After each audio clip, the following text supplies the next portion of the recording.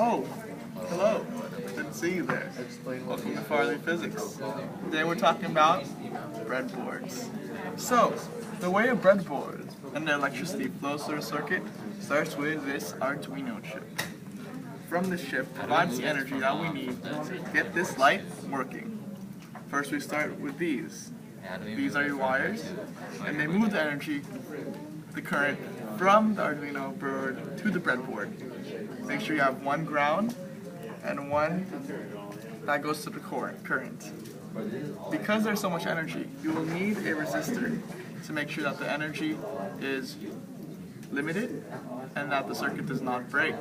The energy moves from this wire down through the metal of the breadboard into the resistor, through the resistor into this part, which is breadboard part D, which moves to the wire into the LED light.